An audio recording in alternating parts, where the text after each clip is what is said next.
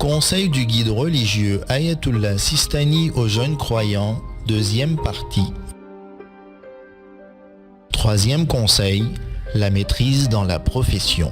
Il faut travailler dur pour maîtriser une profession et employer ses efforts pour se spécialiser dans un domaine et y persévérer, car cela procure beaucoup de bénédictions.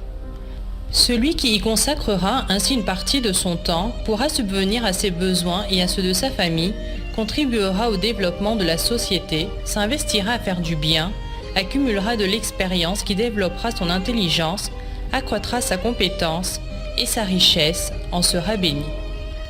Aussi, Allah aime la personne qui fournit des efforts pour travailler dur et gagner sa vie et déteste celle qui paraisse, qui perd son temps, qui est une charge pour les autres ou qui passe son temps à jouer ou s'attarde dans les futilités. Que chacun de vous donne de l'importance à sa profession et à sa spécialité jusqu'à ce qu'il les maîtrise. Qu'il ne s'exprime pas sans savoir et n'agit pas sans compétence, mais au contraire, celui qui n'a pas les compétences ou les connaissances, qu'il se réfère à une autre personne plus compétente, car cela est plus sûr pour lui et cela lui procurera de la confiance dans ses travaux. Qu'il travaille dans son domaine avec enthousiasme, sérieux, envie et ferveur. Qu'il ne soit pas uniquement intéressé à amasser de l'argent, surtout pas de façon illicite, car il n'y a aucune bénédiction dans les biens illicites. Celui qui amassera de l'argent de façon illicite n'est pas à l'abri des calamités qu'Allah lui donnera, de sorte qu'il sera contraint à dépenser cet argent avec plus de peine et de détresse. Il ne prospérera pas dans ce monde grâce à ses biens illicites et ils seront également pour lui un lourd fardeau dans l'au-delà.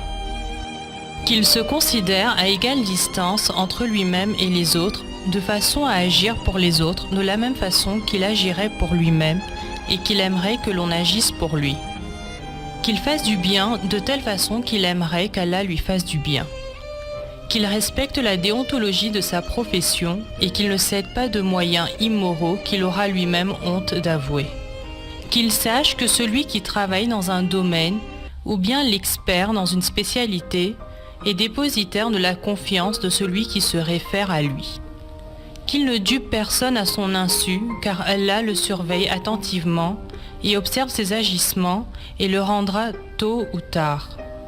La tromperie et la ruse sont les pires agissements pour Allah et dont les conséquences et la finalité sont les plus dangereuses.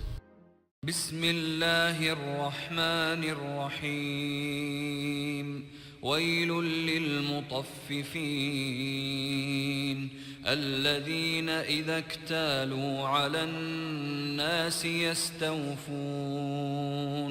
وإذا كالوهم أو وزنوهم يخسرون ألا يظن أولئك أنهم مبعوثون. Les jeunes doivent aussi donner de l'importance à développer les sciences à travers les recherches, les articles scientifiques et les nouvelles découvertes scientifiques. Vous devez donner de l'attention aux aptitudes exceptionnelles des jeunes prometteurs qui se distinguent par leur prédisposition supérieure et dont la précocité intellectuelle se manifeste en eux, même s'ils font partie d'un rang social défavorisé. Aidez-les comme s'ils étaient vos propres enfants jusqu'à ce qu'ils atteignent un degré élevé de connaissance dans les domaines du savoir utile à la société. Merci de nous avoir suivis. À bientôt pour la troisième partie dans une prochaine vidéo.